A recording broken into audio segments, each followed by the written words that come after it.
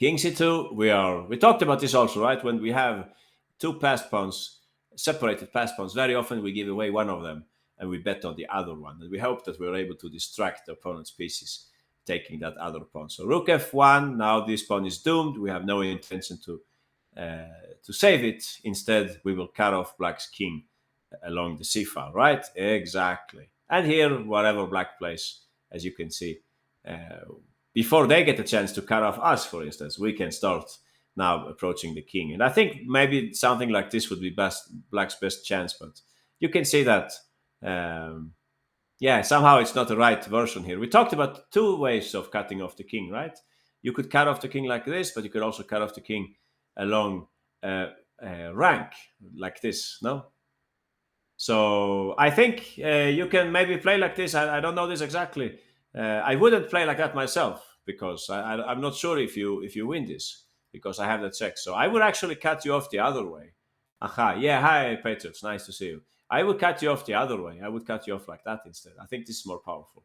So basically, we're not letting the king return to the battle. We're cutting the king off, and then we're ready to just push. Like if they play this, it makes no sense anymore, right? We will play king before. So I think that's simpler. Yeah, that's simpler. But in any case, that was the important thing here. Some of you were saying, yeah, we're saying that we should give up the one pawn.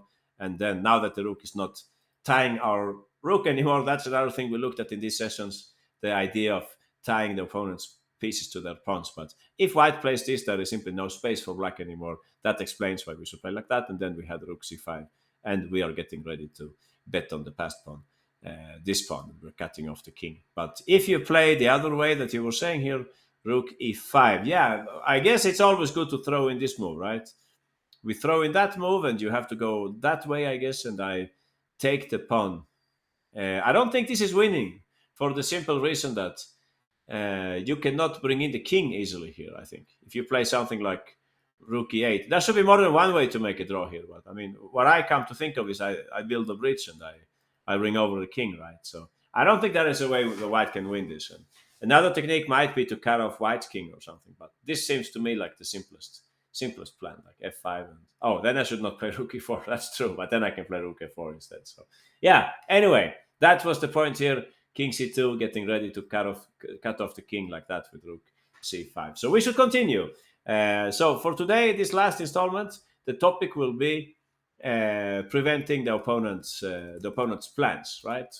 This is like a more general idea, preventing the opponent's plans, restricting their plans. Let me start with a rather simple example, which was played, I think, in Argentina recently. Let me show you what often happens when you have a big rating gap. The stronger player, tries to win, of course, to try to capitalize on their greater level and so on. But sometimes the underdog can defend very well and the stronger player is unable to win. So what often happens there is that in the very end, the stronger player will set some traps, right? Some obstacles in the way. That's what you should do when you face a weaker player and they resist very well. You should just try to set another trap and hopefully in the very end they will fall in the trap. Prophylaxis. Yeah, prophylaxis for me it's something else, right? That's when we prepare for our opponent's plans. We let them execute those plans, but without the desired effect. But here it's about something else. Yeah, we're actually saying restricted. We don't let them carry out those plans, if you see what I mean. It's up to everybody here to whichever definition you like. But I'm usually using that definition. I'm saying restriction. I can write that here. Restriction. Don't let them do what they want, right? Do what they want. And then prophylaxis, in my way of seeing things, although it's a Greek word and you have to see like the etymological origin and so on. Prophylaxis for me, that's we let them do their things, but we let them what would it be? Carry out their plans, but with less effect than they wanted, or something like that. Yeah, I think you get the picture. So in any case, in this game, Tonuti with white and the Grandmaster Krisa with the black pieces, you can see that white is having a slightly passive position, but it's a strange pawn structure with so many double pawns on the e file, right? That's really strange. But basically, it's not easy for black to win this because white's rook is very active. So at this point, the Grandmaster played the move King a4. So What do you think white should play at this point? Um, Let me do something else. Yeah, I won't quiz you on this because I think it's too simple. I just want you to write to me, or maybe not. Yeah, let's do the quiz. You love the quiz, right? So I think we will do the quiz instead. Yeah, let's just do the quiz. Yeah, all right. Like that. Yeah, that's yeah. What happened to the pawns? Good question. Oh, we have so many losers here. Wow, you thought too fast. You thought too fast. You too fell into the Grandmaster's evil trap. Yeah, you will learn from this example. I thought it was too easy for you guys, but I can see we have only two winners here: Hollow Blade and Happy Pawn. Congratulations, you're the only ones who saw the difference here. Aha! And I have bad news for a big group here of students. Yeah, legendary Quoki, John Sam, Al, Can King Sam, 206, Wyatt, and so on. Bad news for all of you. Good news that we will learn from this example. Okay, we have more winners. GM, Al Morris, Smalt Goldfish. Aha, don't write in the chat what happened here. Yeah, we will look at that together, okay? Don't spoil the fun. Southak, I'm sorry. I think your move is not good either. I'm very sorry. That's not a good idea. And I think what Connor and Owen say, it might be possible also Connor and Owen. Yeah, I think it's not the best execution, but I can forgive you probably for that. So please go ahead, Happy Pawn. You can tell us what should White play here, which is White's best. There is only one idea. I think so. Hollow Blade. Yeah, I think so. Exactly. Rook check. My king is very close to the battle, but White continues with a simple plan of checking the king. Now, if the king returns, now at this point, it's a good moment to bring in the king. We don't have any more checks, and our king was passive. Now we will bring the king a little closer, and it will be difficult for black to win this game. Of course, they will continue. Don't get me wrong. It's not like the grandmaster will shake your hand here.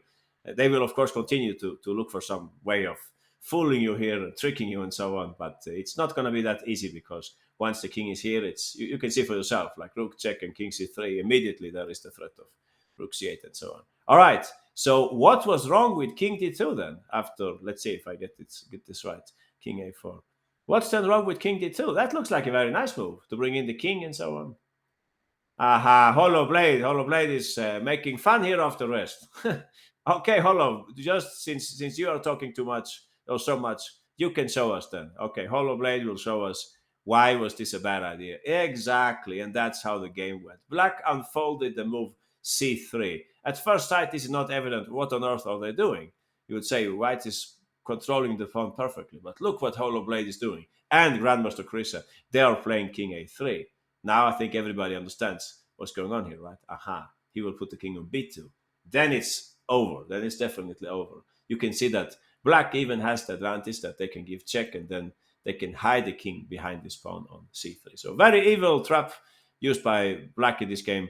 White tried rook before after king b2, king d3, rook takes e3, king e4, king c2, white simply resigned. By the way, our favorite method, tying the opponent's pieces to their pawns. But yeah, this doesn't matter anymore, of course. We were going to be a rook up. So yeah, that's what happened here. That's what happened. And it happened on your boards also, I can see. Black played king a4.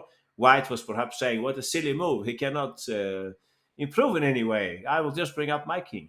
That mistake cost them half a point. Black unfolded like Hollow Blade is doing here again. C3 check. Very beautiful move, as you can see. I don't think there is any good alternative, right? If you play like that, I think I'll just take and I invade on the seventh rack. Yeah, I can't tell about this. It's an interesting move, but I think instinctively I would just play something like this instead and just take these pawns. So this was a very bad idea from White after King A4. They should just have played like Happy Pawn was saying here, Rook A8, and just stick to giving checks before Black gets a chance to play King A3, King B2. So in summary of this summary, you could say Black's threat was to play c3 followed by king a3, king b2. There is nothing prophylactic that you can do about this. There is no way you can like prepare for this idea. If the king reaches b2, it's over. You're doomed. So you have to play the simple move rook a8, and only after we have Black's king a little further away we will bring up the king. All right. I think we're up for c2 and rook d6. Interesting plan, Hollow Blade. Maybe that's also working. I'll show you another example which was played recently in the Asian Games.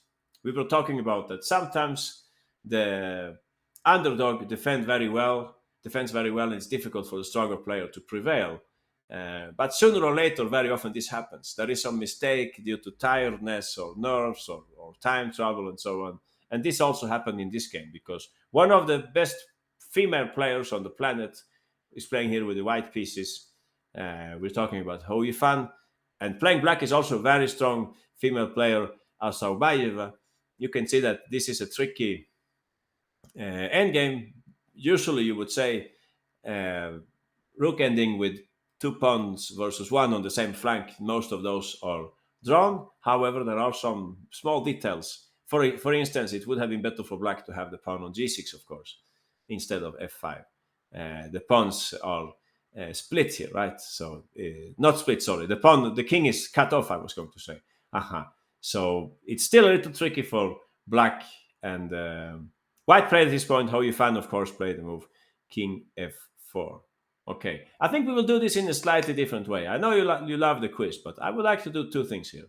I would like to ask you first, A, White's plan, and then B, I'm going to fail this. Don't be so pessimistic, Hollow. And B, Black's best move based on your answer on A. Okay? So if you like, you could stop writing about other things. I will make the chat private for one little moment so that you can write only to me what you think is White's plan here. What is Hou Yifan planning at this point? Which is the plan that she will use to win this game? I understand, Hollow. I understand. Interesting plan. But please notice that once you do that, not even there, it's clear that you're winning, right? If I just do nothing, you play h5, you play h6, I go king h7, you go rook f6, I just play rook a3, I just wait for you. Are you really winning there? Can you progress there? I'm tying down your king to the defense of the pawn, right? All right. Heuristic mind says something similar. Okay, Alg, we have a winner. Alg and 206. Yeah, you're right. You're right. Alg and 206. That's correct. And we have many people who wanted to play like Hollow Blade was saying. But okay, I will make it. I'm sorry, Connor. I think if you play like that, I can put my king on h. 7. Yeah, we will talk about this. Yeah, we will talk about this. But in any way, Wyatt Wong, you also got it. I got many good answers here. Thank you very much. We will make the chat public again, and we will bring up. Let's see here. I think 206. You were fastest here, so I will play black here. Okay, I'll just wait for you. I'll play rook a3. That's what happened in the game, by the way. That's what she played. Unfortunately, Asaubayeva played rook a3. She just waited, and here came the move, rook a6. Why did Hou Yifan play like that? Well, you will see now. She first puts the rook on e3, offering the trade of rooks. As we know, no way black can ever trade like that. It's a pawn endgame, and we have a protected passed pawn, so white will win easily by means of Zugzwang here in this position, king f4, h5, and so on. So black must move the rook somewhere. Rook a5 was played in the game, and the next move is not very difficult. You can probably play like that also. Who was moving here, by the way? 206. Maybe you can play like that. I mean, I'll play rook. I'll just wait for you then. I think this is not so clear, or maybe it is. Oh, you're gonna play rook f3 simply. Yeah, okay, fair enough. That should be winning also. Else you could play like Hou Yifan if you like. There is a simpler move. Exactly, rook e5. Yeah, simple as that. No, simple as that. You can see from the very beginning, tricky position. King f4 forced because we have to protect the pawn. But that's not just a defensive move. It's also preparing this dangerous plan. Rook e6 followed by rook e3 so that we take off black's rook from the attack at the g3 pawn. And after that, we will bring the rook to e5 and attack this pawn. If you try some other plan with white, I'm not convinced that you win this. If I play this and you don't see Hou Yifan's idea, if you play h5, that's what we were talking about. I think I could maybe also wait. Could I do that? Maybe. I'm not sure, actually. I'm not sure.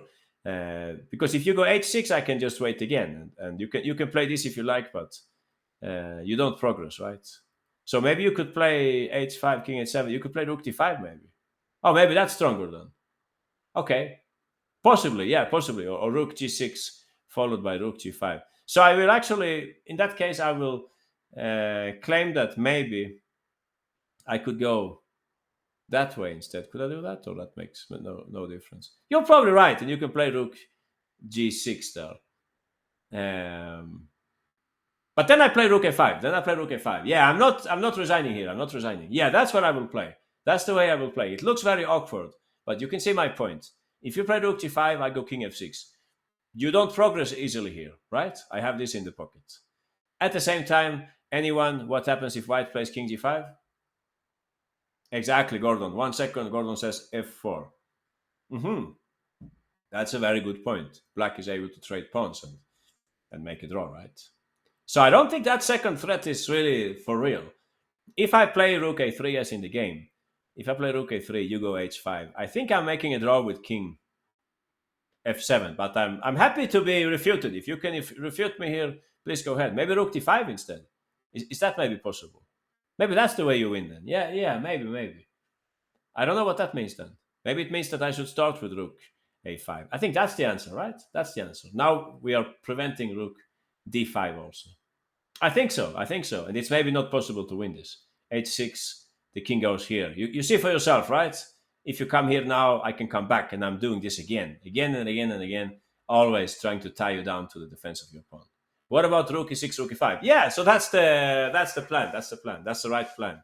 So I think 206 correctly showed this to us. If black stays passive, white will win with the move rook e6, followed by rook e3, taking away this attack, and then rook e5. And for that reason, I think everybody knows what black should play. Don't give it away in the chat. Please, let's carry out the moves so that we can see if everybody understands this. All right, something like that. Yeah, I think 1 minute will be enough. Okay.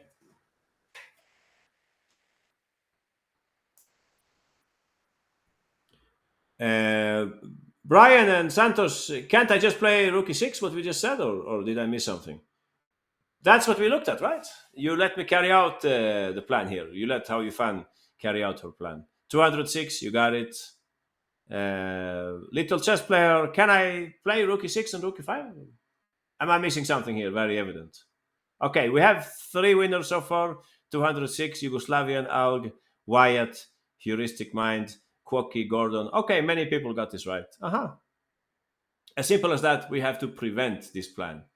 That's right. That is only one way to do it, I think. John Sam, you also got it. Tiger Saki, you got it as well. We have a little group of students who got this right, about 10. Yeah. Tricky endgame. No, don't blame Asaubayeva for not seeing this. I don't think it's trivial, especially not when you're sitting there at the board and you're low on time and so on. Please go ahead, Legendary Goat. You can tell us what should black play here. King f7, we prevent rook e6. That's the move that white needs here. And what did I try out in my variation here? What did I try out? I played rook d5, I think. Now we have to defend the pawn. We have to do that with the king, exactly. If I take, I actually lose the game. I cannot play like that. We have a decisive side attack in that case. And if I play something else, yeah, what did I play? Rook e5. I don't have a threat, I think, right now, do I? Or I do have a threat. Yeah, I do have a threat, maybe. I have rook. Yeah, I'm contradicting myself. Rook e6 and rook e3. That's the threat, right? I think. So rook b4, that's a very clever move to take away the king. And now there is no threat anymore because we have also cut off white's king. And please don't forget what we talked about here, that if I play instead, after king f7, if I play instead h5. What did we say about this, Legendary? How was the drawing method now? Only one move, I think, at this point. Else there is this plan that we talked about, rook g6 maybe. So, no, I mean, this is in itself, it's probably not a threat. Yeah, we were saying that we should just put the rook on b5, right? That's what we were saying. And then just wait. We just wait for them. And if they play rook g5, we go king f6. Right? Exactly, 206. Okay, let's continue. I think we understood this endgame, right? We understood it, but it was very tricky. So king f4, this is a very subtle plan that we must prevent. We have to play for that reason. Exactly, king f7. Okay, time to move on. Let me see here. I have another example. Our next example, it was not played in the game. It was a very fascinating endgame, but it was not played. It's something that I analyzed later. Aha. So this is a game Ferhat with white and Vogt with the black pieces played last year, I think, in the this very nice tournament, Sharjah Masters. Yeah.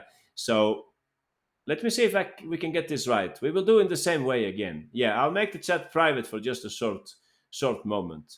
Um, so or maybe not. No, I won't do that. I won't do that. Let's make it public instead. All right. You have a very obvious move with black, but it's not working. All right. Anyone, could you tell me? No, it's actually black to play here. Sorry. I will flip this. But I would like to start with something. I would like that you see this from white's perspective. If black plays king f4, trying to bring the king to g3, could anyone tell me white's best approach? Aha, Hollow Blade, legendary goat, Adi chess, you're completely right. White would go rook a4, and if king g3, they will play exactly 206, rook g4. That's White's plan in this way. After king takes, rook takes, it's a trivial draw, of course. So if you're playing with the black pieces, and you know that they would like to play something like that, what if you try to restrict it? Is that even possible? Could we restrict this plan? That's my question to all of you. So let's see if we can get this right. Okay, I think I will give you just 1 minute for this mission. Okay. I see the point, Owen. I see the point, but I think there was a problem with that. Yeah, I don't really remember it though. We will come to that, Owen. I think I just run with the pawn, right? I take and I run. You let me know if there is something. Yeah, exactly. 206. John Sam, Gordon, Brian, Quocky, Alg, Happy Pawn. You understood me perfectly. Aha. Our opponent had a plan, and we found a way to prevent that plan. Right. That's what we did. Heuristic Mind, Connor, Hollow Blade, um, Wyatt, Can King Sam, Al Morris, Yugoslavian Berserker. Yeah, great. You're fast thinkers, no?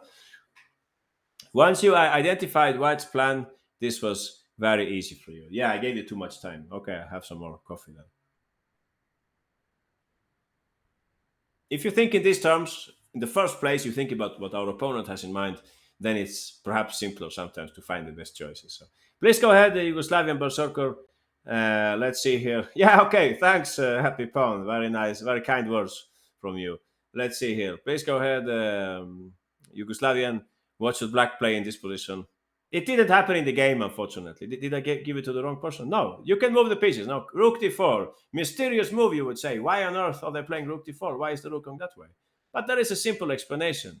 Black is preparing the plan that we just talked about. They would like to bring the king this way, but they don't allow white to use their technique. All right, I'll play out something here. I have to do something. Let's say I give check, and I bring up my king, let's say, something like that. Now it's a different story because the rook didn't make it to g4, right? So black wins easily. Yeah, not a difficult example, not a difficult example. And if you're telling me that, hey, but black can win in a number of different ways, well, be my guest and tell me in which other way you can win this. I'm happy to look at any other possibilities. Somebody said here, for example, the very clever move g4. I'm saying clever because it comes with a very nice idea. The shelter, right? The shelter for the king. Who said g4? Anyone remembers? Would that work? Yeah, that's the big question. Me, Adi Chess said g4. So, congratulations, Adi. That's very nice imagination because what you were probably planning was to bring the king like that and use this pawn as a shelter. The only concern about this, Adi, is that I can maybe run with the pawn. Yeah, you can see I don't think twice about this move. I know that if you take it's just a trivial draw. So you would have to play like that, and I would just continue running. So you would win this, of course, without the pawn on the board. Then you would play rook here and rook there and rook here and then f4. But I don't think you win it here, right? I don't think you win it in this position because you could go and try to take the pawn, but then you give me time to also bring out my rook. No win here. Yeah, I never said mate. Promote with check. I don't know what you're talking about right now. Yeah, anyway. But you see my point, right? Black cannot win this. If you played something like that, yeah, white can play in different ways here. But this would be one simple way of just waiting for black to do something. Or I can even defend my pawn if I like, or something else. King f4, and I will probably come back, and it would be a draw anyway. But I mean, I could also wait, right? I could also play any move here, just something like this, and then I should play this move. so that you don't get a chance to come back. Then I will definitely use the Philidor's defense, right? So I like your idea, Adi, but yeah, if one more tempo, you could win. Exactly. Aha, that's the tragedy of one tempo. So rook d4, mysterious move. I at least have not found any other way of winning this for black. If you play something like this, I think it's the same thing. I give check quickly and I give check, and yeah, again I bring the rook to that side. So very important move, rook d4, and as far as I can see, there is no way in which white can really prevent this plan of king f4. I don't know if you want to look at something else. Could I play something like that? Yeah, we can talk about this. If I play something like that, just waiting. I think it's the same thing, right? Now king g3 is coming, and um, maybe should we talk about this? Maybe we should talk about this. Yeah, anyone, Adi Chess, for instance. We will give the move to Adi Chess. Sorry, where is Adi? Here.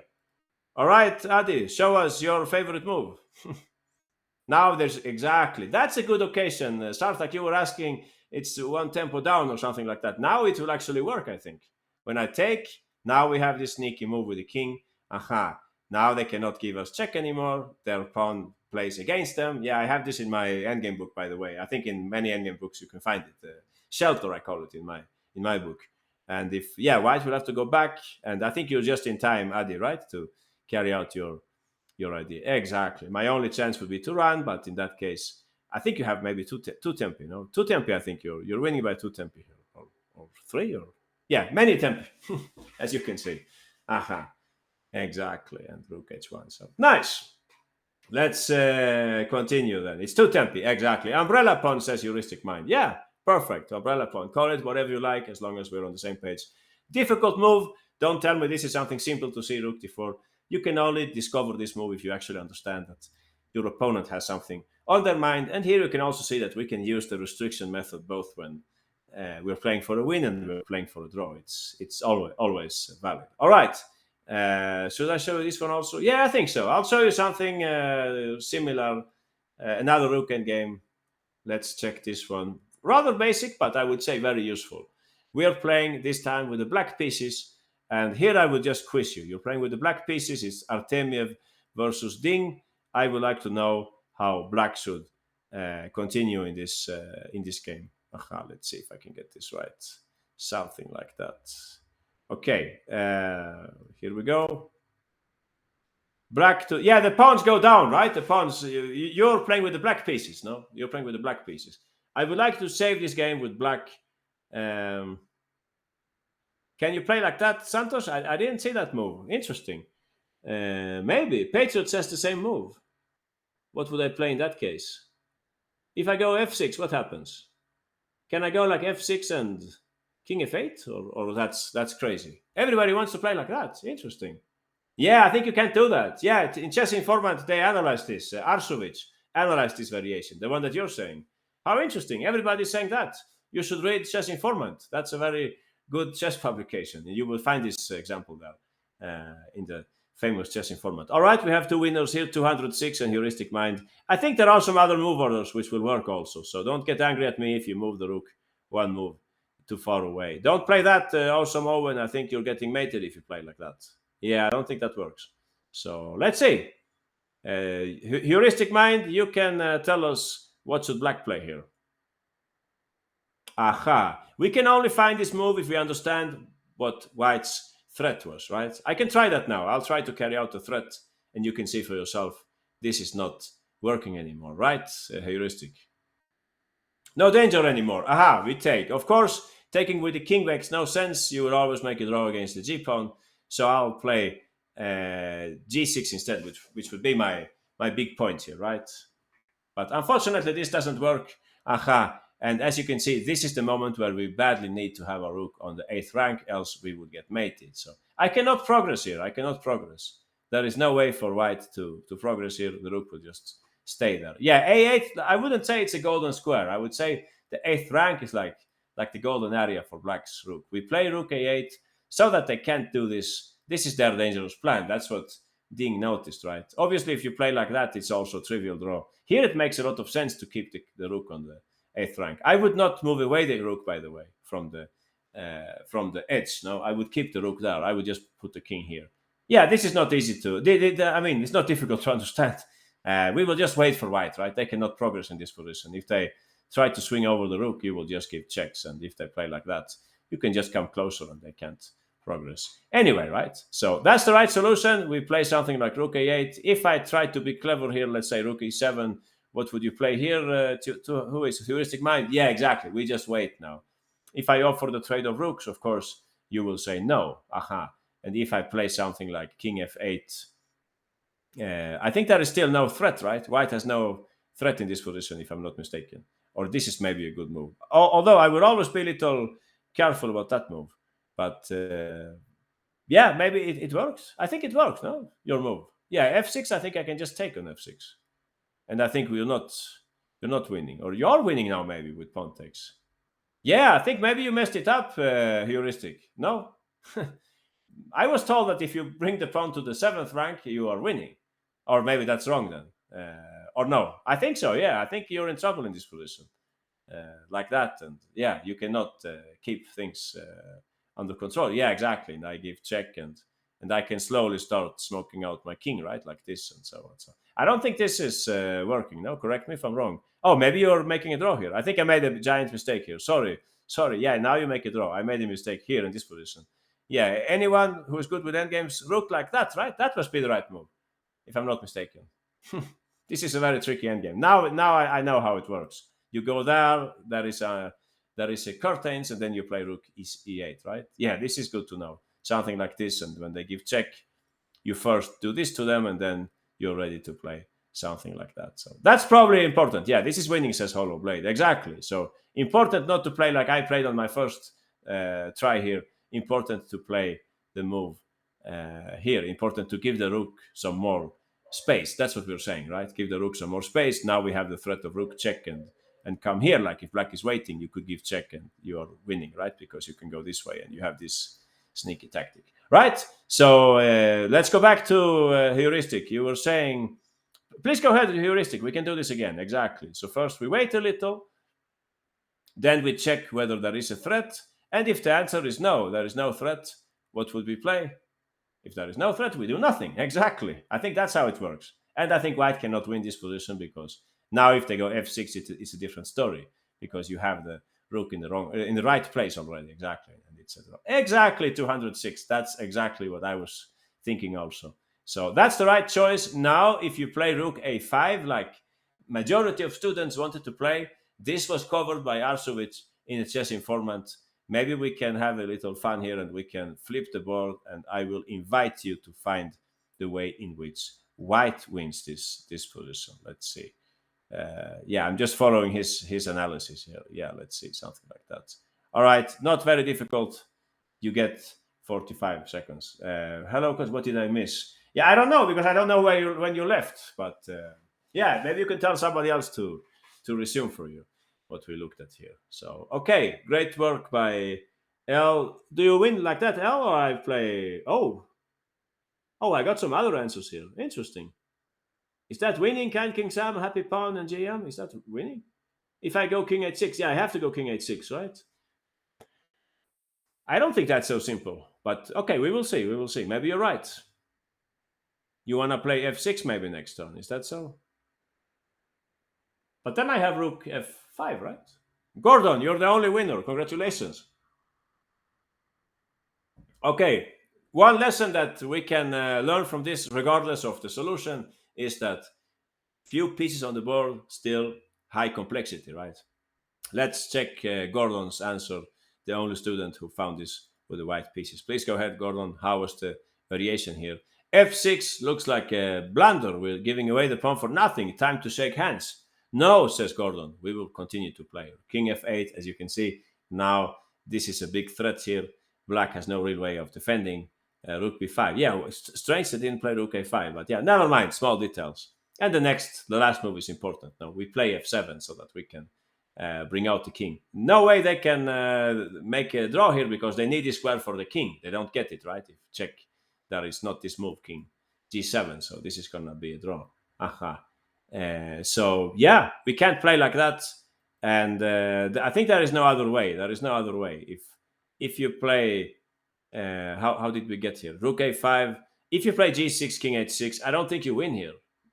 because if you go, yeah, this is making no sense, right? And if you go f6, I think we will come here, and if you play this move, we are talking about the wonderful art of doing nothing. That's what you were saying? Doing nothing. I think that's what black will do here, right? I'll wait for you. And I don't think you can win this. Or can you win this with king e7? Oh, king e7. Interesting. Wow. Maybe you can win this. I didn't see that. But maybe I can just.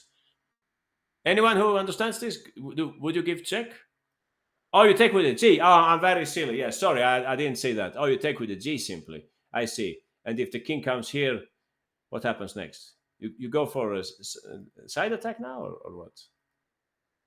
Wow, beats me. This was a complex endgame. Maybe you could just stay there, right? You stay. My move wins, says Patriots. I don't know. Maybe you can just stay here. Anyone, could you explain this to me? Or you're winning, maybe. Rook here and rook check. Yeah, I thought maybe I could make a draw here, but I think it's stronger if you play rook like that, right? I think I'm lost now, or no?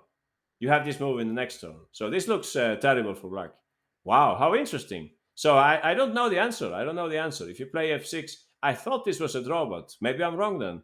Rook here, rook d6. Endgames are very confusing. Yeah, especially if you're low on time.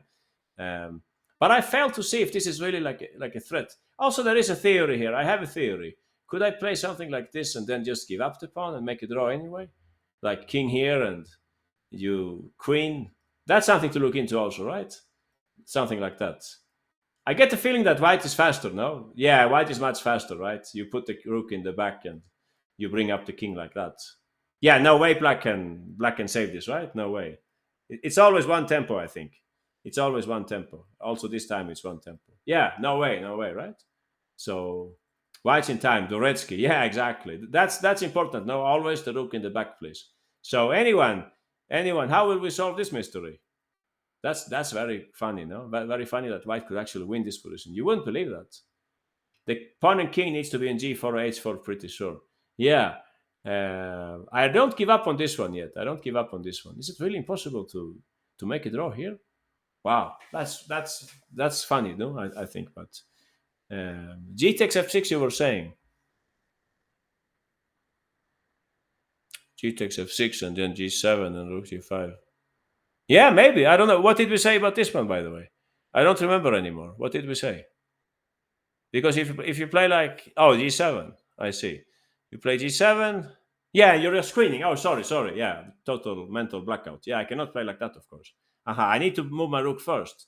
You played this, but I'm not convinced about this yet. Let's see. I take the pawn and you play king f7, right? You come back and you want to play this. So if I play rook a1 here, I cannot make a draw here. No. Why is this not a draw, by the way? I think this looks like a draw. Rook d7. But what's your threat then? If we use the Ding's idea, we put the rook here. I don't think you're winning anymore, are you? Rook d1 is also possible. Oh, I see. Rook d1. That's simpler, of course. Yeah, I think maybe we solved it, no? With the mystery. Or am I missing something? I think we're actually making a draw here with black, using this side attack. That's the right angle for the rook, not this angle, because they had that and suddenly this move kills us. So we should use the other angle instead, like that. I think this is a draw. Yeah. Anyway, yeah, we can continue. Mr. Chicky Dude says Rook G1, Rook D2. Yeah, that we talked about, right? To change the angle. No, you see how often we switch angle in the Rook endgames, and it has a big effect. So I think we should give credits to Gordon here. Gordon was the only student who found the right idea. Please go ahead, Gordon, and show us one more time how should White continue at this point. Which was the winning continuation? F6, exactly. You see, so few pieces on the board, but so much to calculate. Yeah, that's terrible. But this is the winning move for sure. King f8. And yeah, I think this is the way we will take next turn. We are just winning the game. If I try again, just for fun, Gordon, if I try the side attack again, what will happen? Just for everybody to understand this so that we're on the same page. How would you play at this point? Yeah, this time you don't take with the pawn, right? Because then I get side attack. You can play f7, exactly.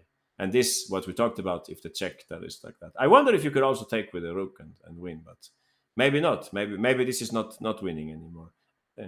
I would love to play something like that, but maybe it's not working, right? Or maybe it is working. Yeah, looks promising also. Usually, if you can get the pawn to f7, you win. Aha. F takes e7 wins, says Patriots. That's highly surprising. You'll have to explain that, Patriots, because I don't understand it. That looks like a trivial draw to me. King f7, and I play rook b8. Yeah, what's going to happen next? Yeah, I don't think this wins. I have a billion checks here on this side, so probably not working, right? No, no problem, Patriot. So I think we're on the same page here, right? This was another complex rook endgame. We are saying that White's main threat here is to play f6, g takes f6, and g6, and then just queen the pawn. And for that reason, we have to play like uh, Ding played. We have to play rook a8. That's what happened in the game, and White was not able to win the game here. We saw already what happened here. They played like that, and we just wait and no way to progress. That's the course of the game. Artemiev tried to win, but Ding was not giving away any favors. So yeah, the art of doing nothing. Sometimes that can be important. The hollow blade. All right, let me just for a change bring up another endgame with knights instead. Right, you're probably tired of rook endgames already, so let's bring up a knight endgame also. So we are playing with the white pieces here in this game between Daftian with white and Nguyen with the black pieces. Um, yeah, endgames forever. Yeah, but this is the last endgame class for some time, at least with me. So um, there is one very evident move for white. There is one very evident move for white. You can see that material is equal, but white has this nice outside passed pawn. Also, one pawn is stopping two. But black has some activity, right? Black has some activity. If we go king f2, let's flip the board just to see if we're on the same page. What do you think black should play here? You get for this mission only 30 seconds, okay? Mm-hmm. That's right, L, Hollow, Mr. Chicky, HDI, Gordon. If you play it the other way around, it's not the same thing, or maybe it is. Okay, you're forgiven. If you play it the other way around, no hard feelings. You can play like that also. These moves, it appears they were interchangeable, or maybe not. I'm not sure. I'm not sure. We will talk about this. Yeah, 94 and C3 says heuristic mind, but not the same. Exactly. There is a difference there. I think so too. All right, Tiger Saki, you can show us how would you continue here with the black pieces. How can black create activity at this point in the game? We are like tied up. The king is getting closer to the knight. So, what do you think, Tiger? What to do with the black pieces here? Please go ahead. Exactly. We give up this pawn because, yeah, that's a very big threat, right? Pawn takes pawn. And if they take, now we get a chance to start attacking that pawn. And we are reducing material on the board. Black should have a good chance of making a draw here. So that was the right solution. If you play in the other way, if you play knight e4 first, it's not the same thing. I mean, I'm not sure about this, but at least something to check here is if I could play something like that. And if you play c3, I played something like, I don't know, like b4 maybe. If you go c2, I go knight e3. I'm not sure. I mean, this can probably be a draw also. But why would we give them a chance to, let's say you play like this and I play like that. And I, oh no, sorry, that's wrong. I should probably just go one step, right? I'll just go one step instead. Yeah, I'll play like this. So why would you give them a chance to play like that? And no need to calculate this, right? I think white can try to push this pawn also. So yeah, so it's simpler the other way around. If king f2, it's more forcing to start with the pawn. We build a very strong threat here, and then we can take the pawn and simplify. So all right, let's see this from white's perspective again. So now you know basically what black is up to. Now we know what is black's evil plan in this endgame, and now I think it won't be difficult for you to find white's correct course of action.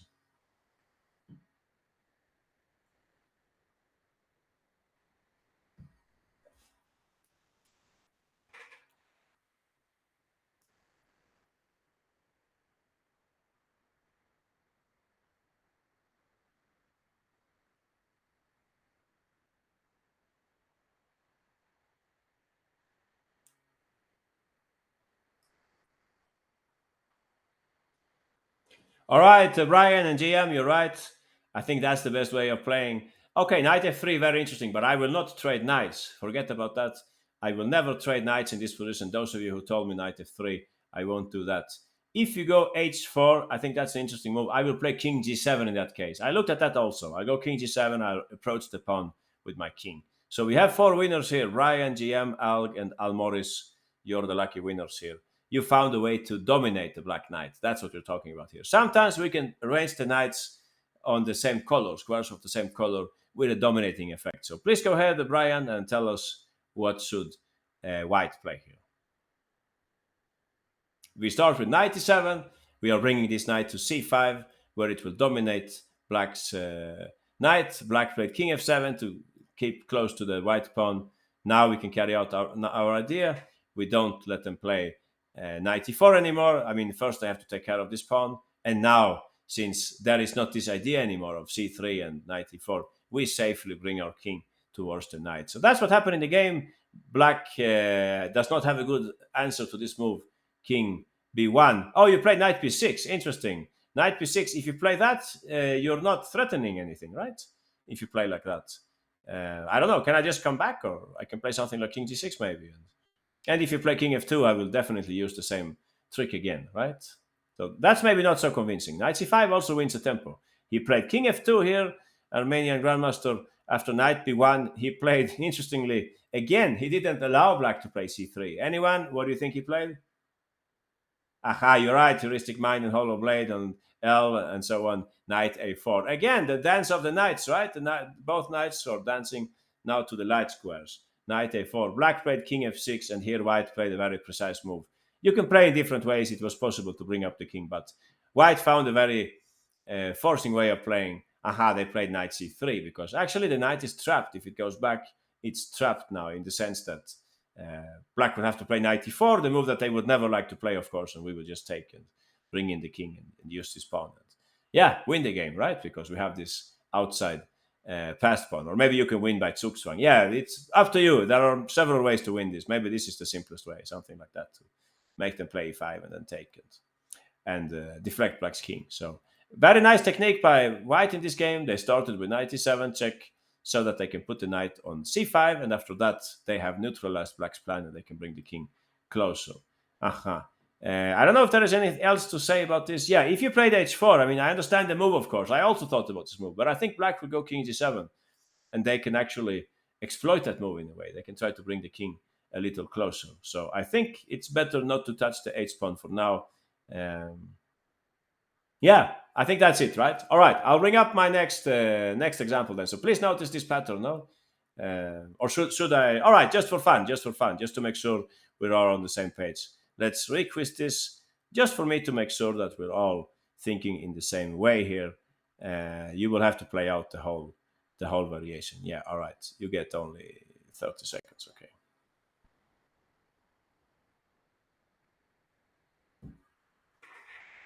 Yeah, I know, not much time, but enough for you. Aha. Brian, 206, Yugoslavian, HDI, Mr. Chicky, Happy Pawn, Ryan the Greatest, Connor, and so on. Yeah, a lot of people got this right. Yeah, congratulations. If you played King E3, it's fine also, GM, Gordon, and so on. Yeah, important thing is to see the big picture here. Try to dominate Black's knight. Don't give them any chance for counterplay. All right, Wyatt, you can show us very quickly how should White continue here. Aha, we start with a check and we bring the knight to the golden square, attacking the pawn at the same time, neutralizing the knight. And now we get closer with the king. When black really tries desperately to liberate the knight, we say, no thanks, we won't let that knight see daylight. Black, I think, what did they play? They came back with the king, I think. And now he actually forced trade of knights. I think in the game they actually played like this, but it's not making sense either. No, you can see for yourself that white is winning here thanks to their outside passed pawn. Exactly. We can just take and bring in the king, and this pawn will win the game for us. Aha. Nice. Let's take another example. Is king e2 winning 2 or king c3? Let's see, heuristic mind. If you want to play king e2. Yeah, I guess my only chance is to play e5, right? I can't think of anything else. You want to take, and what was your plan? You were going to take the knight, but then maybe the f pawn can run, right? So maybe if you play knight c3, you're still winning. I would expect now that you're still winning here. But yeah, especially if you find king f2, especially then you're winning, I guess. But there are some tricks, right, in these endgames. Maybe I can play something like that. And if you go h4, I go king f4, and maybe you even lose this endgame. I don't know if you agree on my what I'm saying here, whoever brought this up, but not so simple. No, I'm not forced to play f4. I can use this square for my king also. So yeah, not so simple for white. Why on earth would you do that if you could play knight c3? So maybe that's also something for you guys to notice, that sometimes, for instance, the computer will tell you this is winning, that is winning, that is winning, but human-wise, one move can be more convincing than another. Knight c3 is extremely simple, no calculation required, right?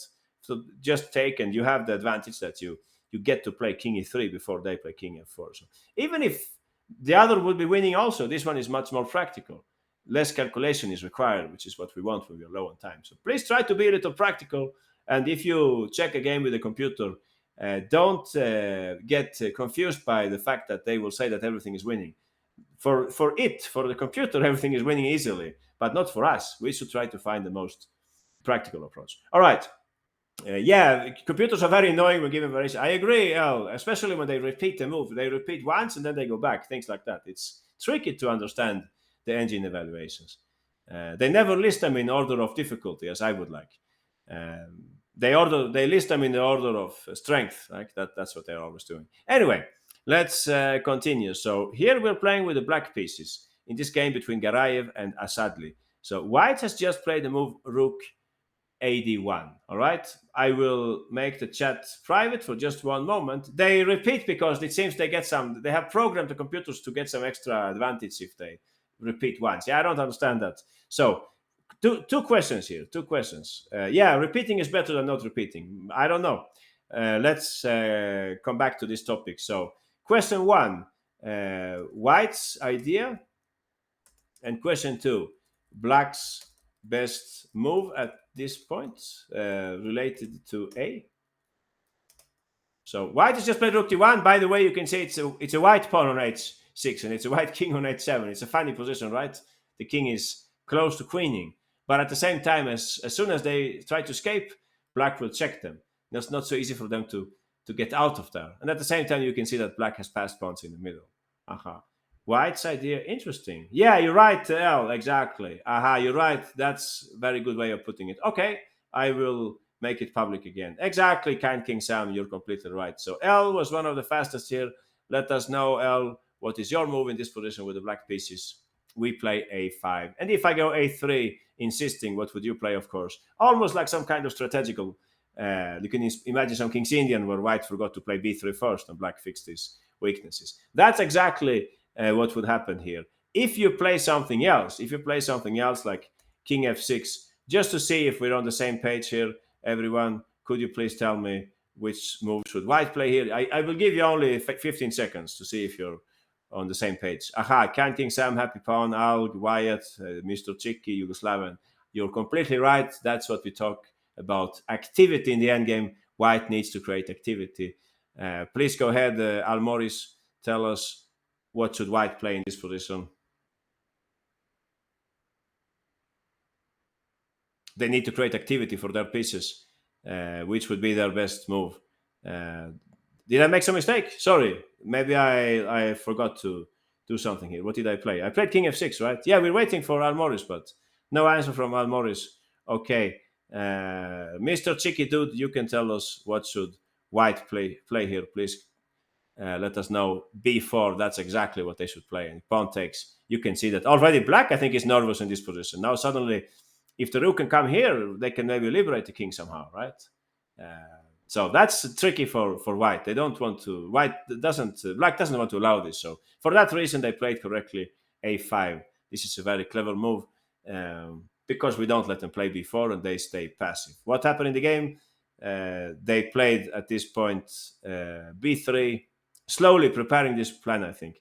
But now the Grandmaster played King f6, and you can see that now he has built like a little jail for White's king.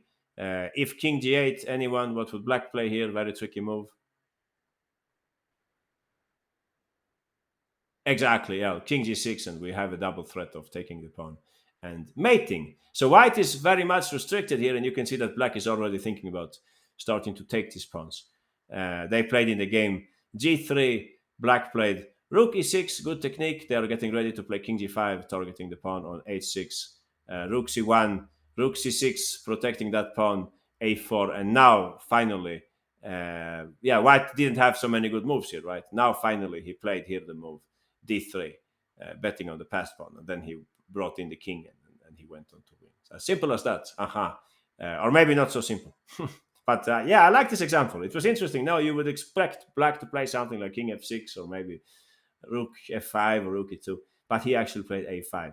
You can only understand this move if you understand what your opponent was about to do. The opponent was about to play b4. For that reason, we should stop that move and we keep them completely passive, because if they try to bring out the king, we could just check them and they have to go back again, and we can slowly improve our position. So, all right, I think we will have a look at one more example, then we will call it a day. I wanted to show you something which happened very recently, and to be very honest with you, I'm not sure if I understood this correctly, so maybe somebody can help me to understand this in a better way, because it seems to me that one of the world's best players resigned in a drawn position. But yeah, maybe there was some misunderstanding from my side. We will have a look here. In the recent Asian Games, this was a game between Max Sodlo with the white pieces and Gukes playing black. Did you see this game? Oh, nice, Patriots. Yeah, maybe you can help me to understand this. Then white played at this point, Max Sodlo. You can see he had a very nice plan here with the king. He managed to bring in the king. I think he maybe came from that side. You can see the next move is Rook G7. He actually played that here. He played Rook G7, and it appears to me, if I saw the official score sheet correctly, Black actually resigned at this point. So my question is simply, should we resign, or is there some way in which we can try to put up resistance here? So I'll quiz you for the next few moves here. Let's see if we can figure this out together. All right. I think that will be enough. Okay, you get 1 minute. It looks resignable, but what's that for a word, resignable? It shouldn't exist, right? Or maybe it should, but we shouldn't make an effort figuring out if something is resignable. If you have the slightest doubt that it's resignable, well, then you should play on. That's my opinion. Only if it's completely clear that it's resignable, then resign. All right, if you're a queen down or something. So basically, white is going to win 2 pawns here, right? White's going to win 2 pawns, but we need to keep the third one. And you know that there is a rook endgame with f and h, which is a draw, right? Rook, f and h versus rook is often a draw if the defender's king is not cut off along the seventh rank. So that's what we're looking at here. Interesting move, rook c8. If you play that, I think I take and I play king g5. Anyone else? Little chess player, I think you're closest. Yeah, little chess player is very close. Who else? John Sam, you're also very close. Yeah, basically that's the right idea. That's the right idea. But as I'm telling you, I'm not completely convinced myself. But we will have a look at this together and we will see if we understand it. So let's ask 206. That's also a very interesting idea. And legendary goat. All right, legendary. You can tell us maybe. What would you play with the black pieces here? You wouldn't resign, right? We start with rook c3. Now we're back in the second session, I think, about restriction. We are trying to tie down white's rook to this pawn. Yeah, we lose the pawn, of course. That cannot be avoided. We should stay with the king on this side. No active king here, because simply if you do that, you can bet that white is later going to escape with their king, and the h-pawn will win the game. So we need to keep the king here. It's a little like one of the examples that we saw. I don't know if you remember this Bash game where, I don't really remember it, but it was something like black had 2 pawns like this, and we had to play like rook e4 and restrict them or something like that. If you remember that game, black's king was here and it could not escape. We had an example like that. Anyone remembers? Else, no issues. So king f7, so that white's king cannot escape. So white would take the pawn. You remember legendary? Yeah, great. And now we should simply do what somebody said here, the art of doing nothing, right? The art of doing nothing. For instance, if you don't want to do anything here, legendary, what would you do? If you consider that your king is in the best possible place and that the rook is well placed along the third rank, what would you play? We just wait. Rook a3, for instance, or rook f3. I wouldn't put the rook there. I don't know. I don't like that square. It's like the rook is losing flexibility. But I can't say why. No, I can't say why. It's just I don't feel like I like the move too much. But all right, you can continue, legendary. We will not have any hard feelings for that. Exactly. So I think this is what maybe Gukes thought that okay, I'm lost here completely. It's just resignable, as El said. But look how far White can get here. We can agree that the rook cannot do much. No, if the rook goes up, legendary, your move is evident. No, your move is evident. No, don't hang the pawn, please. We can't give up another pawn after giving to exactly. We just bring up the king. You can see that this is not making any sense. The king will never be able to escape. We can always check the king. It's not gonna be a big advantage for white. We can just check perhaps, or we can just stay. So basically, if white continues here, if white continues, black can just wait. So let me know if I missed something, but I think white cannot win this position. I think it's not winnable. Yeah, now we're speaking about something else. I don't think it's winnable because you cannot bring out the king from there, right? As far as I can see, you can give this check. We should probably put the king on f6 so that king g8 can be met by rook b8, right? King h8. I see. I see. You want to build a bridge? Yeah. Now it becomes interesting. So I think I should give the check, and I should come back, right? That's my gut feeling. I should play something like that. And you can play h7 if you like, and I will play king f7. So, do you win this? I'm not sure. I'm not sure.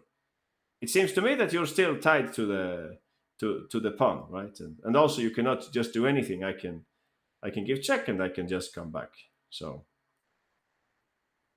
I don't think you're winning. That's my point here. So the best white could do probably if black plays here after rook c7, the best white can do is probably to go for the uh, f and h. Right? They can take this pawn. We will just wait. They will play something like king here. They can play h5. We will just wait. They can play. Well, I think I messed it up now. Yeah, you should probably play g4 then with white. Yeah, something like that. You play g4. That's maybe why you wanted to play rook f3. Uh, Whoever said that, but anyway, yeah, I would just keep my rook on this side. Anyway, yeah, just to finish this off, yeah, you could play something like that, and then you play g4, and you get this kind of endgame, right? This kind of endgame. But basically, when you play this kind of endgame, what you should remember is just not to get cut off with the king. Just wait for them a little. You can wait like that. But as soon as they're about to do this, you have to avoid that. You must never get cut off. You should always give a check, for instance, and then you can come back. And if they give check, you should always go up. That's what I learned, and I think that still uh, remains valid. Now, always go up with the king, and you get ready for the side attack with the rook. I never had this ending before. Yeah, but this is something that can happen in your games. Anyway, I just thought this was an interesting endgame to finish with. Let me just see here, just to make sure we're all on the same track. Let me just quiz you on this, just to make sure that we understand this properly. Uh, Something like that. All right, you get 30 seconds. Yeah, you hang the pawn, legendary in GM. I tricked you with the move order. Aha. Correct. HDI ALG 206. L, aha, Almoris, Ryan the greatest. You got it right. That's the way to play here. Maybe it's not a draw. I'm not sure, but it's definitely the way that we should go. And it's not a resignable position because it's actually the pressure is on white. Pikachu, you got it also. It's a pressure on white to find their way. Okay, Ryan, you can show us how should black continue here.